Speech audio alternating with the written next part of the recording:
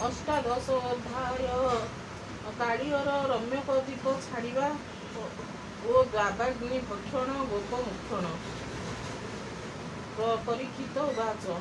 ବୋଲନ୍ତି ଅଭିମନ୍ୟୁ ସୁତ ଭ୍ରମଣୀ କହ ଭାଗବତ କେବଳ ହେତୁ କାଳି ସର୍ପ ଛାଡ଼ିଲା ସେ ରମ୍ୟକ ଦୀପ ଗରୁଡ଼ କରି ଅପରାଧ ବସି ଯେ ଥିଲା କାଳି ପଦ ହରିଚରଣ ଧରି ପରେ ଆନନ୍ଦେ ଗଲା ନିଜକୁରେ ଏକଥା ମୁନି ମୋତେ ସଂସାରୁ ତରିବି ଯେମତେ କହନ୍ତି ସୁକ ମୁନି ତ ସେ ଗୋବିନ୍ଦ ଚରଣ ଶ୍ରୀ ସୁକ ବାଚ କହନ୍ତି ସୁକ ମୁନି ତ ସେ ଗୋବିନ୍ଦ ଚରଣ ବିଶ୍ୱାସେ ଶୁଣ କାଳିୟ ଚରିତ ତୁ ମୁଖ୍ୟ ପଦେ ବଳବନ୍ତ ବ୍ରହ୍ମା ଯେ ସଂସାର ଭିଆଣ ଯେ ଯାହା ରୂପେ ଭିଆଇ ଯେ ଯାହା ରୂପେ ଠାବ ଦେଇ କାଳିୟ ଆଦି ଯେତେ ସର୍ବ ଖୋଇଲା ସେ ଯେ ରମ୍ୟକ ଦୀପ ନିର୍ଭୟ ହୋଇଥାନ୍ତି ରହି ଗରୁଡ଼େ ବଳି ବୋଝା ଦେଇ ବନ ଗହନ ବୃକ୍ଷ ମୂଳେ ଗରୁଡ଼ ପୂଜନ୍ତି ସକଳେ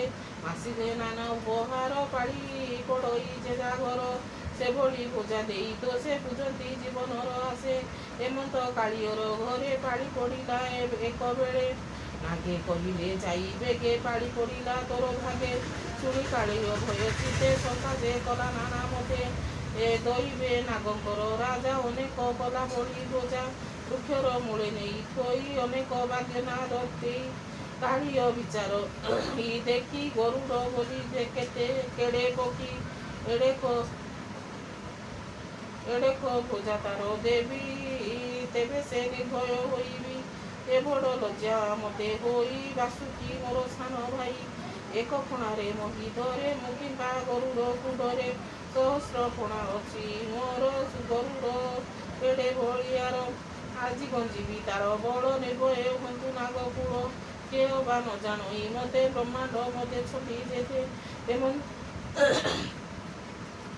ଏମନ୍ତ ବିଚାର ମନେ ସବୁ ଖାଇଲା ଦୁଷ୍ଟପଣେ ଯାଓରେ ବୋଲି ଆଜ୍ଞା ଦେଲା ଆପଣ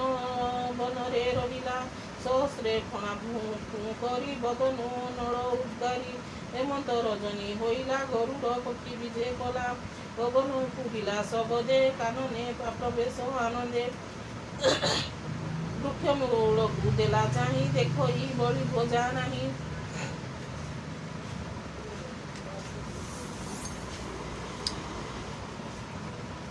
ମନେ ପାଇଲା ଗୁରୁ ତାପ ମିଳିଲା କାଳିଅ ସମୀପ କୋପେ ଯେ ଥିଲା ନାଗନାଥ ଆବରି ଗରୁଡ଼ର ପଥ ଗରୁଡ଼ ଗଜେ କୋପରେ କାଳିଅ ମିଳିଲା ଛାମୁରେ ସହସ୍ର ଫଣା ମେଘ ପ୍ରାୟ ଜଂସିଲା ଗରୁଡ଼ର କାଏ ଅର୍ଦ୍ଧ ଯୋଜନ ପୁରୀ ଗଲା ପୁଣି ଆଗ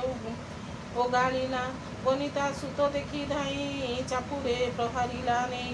ହରିଙ୍କି ବହନ ସେ କନ୍ଦ ତାହାର କିସ ପରମାଦ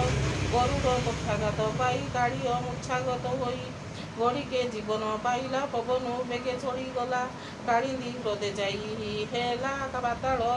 ବିବରେ ଲୁଚିଲା କାଳିଅ ପାଇଣ ତଦନ୍ତ ଗରୁଡ଼ ନ ପଶଇ ଏଥ ନିର୍ଭୟେ ବନ୍ଧୁଜନ ସଙ୍ଗେ ଜଳେ ରହିଲା ନବରଙ୍ଗେ ଗରୁଡ଼ ପକ୍ଷାଘାତ ପାଇ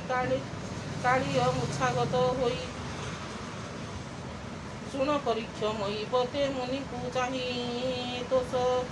ପତି ମୁନିକୁ ଚାହିଁ ତୋଷ ମତି ରାଜବାଚ ତୋର ବଚନେ ମନ ଦେଇ କଷଣୁ ନିସ୍ତରିଲି ମୁଇ ବମୁନି ଅସମ୍ଭବ କଥା ଗରୁଡ଼ ମହାବଳବନ୍ତା ଗୋବିନ୍ଦ ଯାହାର ଠାକୁର କେତର ପୁରେ କଳିଆର କାଳିନ୍ଦୀ ହ୍ରଦେ ନ ପଶିଲା ମୋତେ ତ ସନ୍ଦେହ ଲାଗିଲା ଶ୍ରୀ ସୁକ ବାଚ ହସି କହନ୍ତି ବ୍ୟାସସୁତ ଶୁଣ ହେ ନୃପତି ତଦନ୍ତ ପୂର୍ବେ ଯେ ନଦୀ ତୀର ବନେ ତପ କରନ୍ତି ମୁନି ଜନେ ସୌଭରୀ ନାମେ ବ୍ରହ୍ମ ଋଷି ତପ କରନ୍ତି କୂଳେ ବସି ମୁନି ନିକଟେ ମତ୍ସ୍ୟଗଣ କୂଳେ କରନ୍ତି ଅନୁକ୍ଷଣ ବିଶ୍ୱାସ ପାଇ ନୀତି ନୀତି ମୁନିକୁ ନ କରନ୍ତି ବିଧି ଦିନେକ ପ୍ରଭାତର କାଳେ ଆସି ମିଳିଲେ ମତ୍ସ୍ୟ ବାଳେ ରୋହିତ ନାମେ ମତ୍ସ୍ୟରାଜ ଖେଳଇ ଉଚ୍ଚାରିଣ ଲାଞ୍ଜ ବାଳକ ମଧ୍ୟେ କ୍ରୀଡ଼ା କରି ଦେଖନ୍ତି ମୁନି ଯେ ସୌଭରୀ ହେମନ୍ତ ଗରୁଡ଼ ମିଳିଲା କାଳିନ୍ଦୀ ଜଳକୁ ଚାହିଁଲା ଆହାର ମନେ ଲୁଡ଼ୁଥିଲା ତକ୍ଷଣେ ଜଳେ ଓଲା ନିଶ୍ଚଳେ ବିହରଇ ମତ୍ସ୍ୟ ଗରୁଡ଼ ଦେଖିଲା ପ୍ରତ୍ୟକ୍ଷ ମୁନି କହନ୍ତି ରହ ରହ ଏମାନେ ଅଟନ୍ତି ମୋ ଦେହ ଗରୁଣ ନଭ ଶୁଣିଲା କନେ ରୋହିତ ଗିଳିଲା ବହନେ ଦେଖି ଚକିତ ମୁନି ବର କୋପେ କମ୍ପିଲେ ଗୁରତର କହନ୍ତି ହରିଙ୍କୁ ଏ ବହି ଏହାଙ୍କୁ କୋପ ନ ଯୋଗାଇ କଲେ ଏହାକୁ ବିନାଶ କୋପ କରିବେ ପିତବାସ ଏମନ୍ତ ମନେ ସ୍ଥିର କଲା କୋପେଣ କହନ୍ତି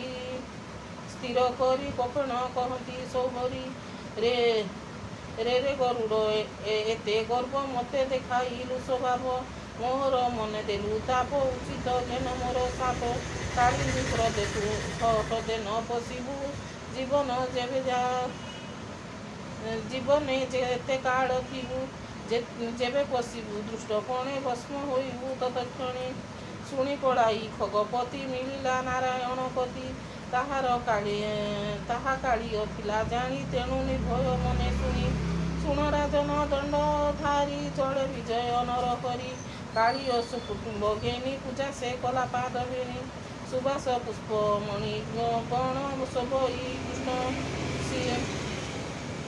ଶିରରେ ଦେଖିନ ତାହାର ବଦନ ଆନନ୍ଦେ ଦୋଷଦାର ମନ ଗୋପୀ ଗୋପାଳେ ବେଗେ ଧାଇଁ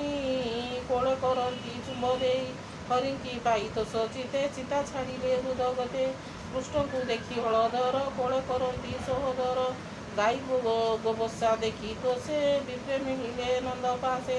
କହନ୍ତି ଭାଗ୍ୟବନ୍ତ ମୁଇଁ ଏମନ୍ତ ଦେଖିଲା ତ ନାହିଁ ଏତେ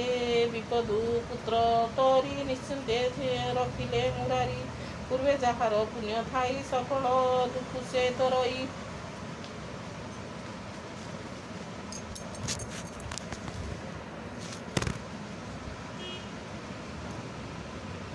କାଳିଅ ବିଶ୍ୱଜାଳା କାଏ ପକ୍ଷୀ ନ ରହନ୍ତି ଭଏ କଲ୍ୟାଣ ହେଉ ତ କୁମରେ କହି ଚଳିଲେ ବିପ୍ଳବରେ ଏମନ୍ତେ ହୋଇଲା ରଜନୀ ଗୋପାଳେ ରାମକୃଷ୍ଣ ଜ୍ଞାନୀ ଗୋପକୁ ଯାଇ ନ ପାରିଲେ ରଜନୀ ବଞ୍ଚିବା ବହିଲେ ক্ষুধা পিপাসা দুঃখ ভরে শৈলে কালিন্দীর তীরে এমন্তে শুণ মহিপতি অগ্নিবেড়িণ চৌপতি দইবে নিঘাতর কালে পবন বহই কাল পবন বহই প্রবল প্রলয় জଳ ପ୍ରାୟ ହୋଇ ବେଢ଼ିଲା ଗୋପାଳଙ୍କୁ ଯାଇ ନିଦ୍ରାରେ ନ ଜାଣନ୍ତି କେହି ରଜନୀୟ ଅର୍ଥ ଅଛି ହୋଇ ଏମନ୍ତେ ଗୋପାଳ ଦେଖିଲେ ବେଗେ ନୟନ ଦେଖିଲେ ଅଗ୍ନି ଜଳଇ ପରଖର ପବନ ଯୋଗେ କଳିଆର ଦେଖି ଗୋପାଳେ ଖରଥର ପଶିଲେ କାଳିନ୍ଦୀ ଭିତର ଡାକନ୍ତି ରଖ ନାରାୟଣ ବକୁଳେ ତୋର ଶରଣ ଅନେକ ସଙ୍କଟୁ ରଖିଲୁ ତୁ ନାଥ ପରମ ଦୟାଳୁ ଏହି ବିପଦୁ ରଖ ତୁ ହିଁ ଅନାଥ ହୋଇଲୁ ଗୋସାଇଁ ଗାଈ ଗୋପାଳ ଗୋପୀ ଅତି ଅନଳ ଲାଣିଲା ନିରୋଧୀ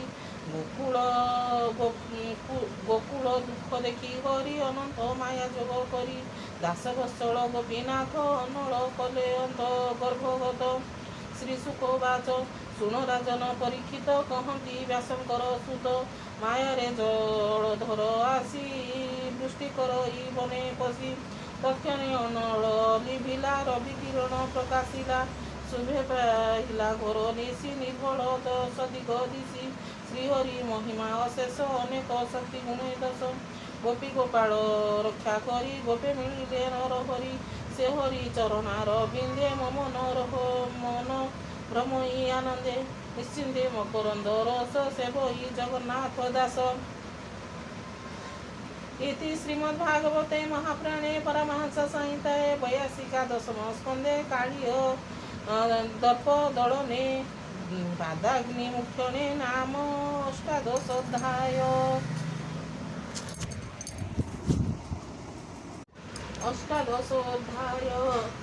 काळीयर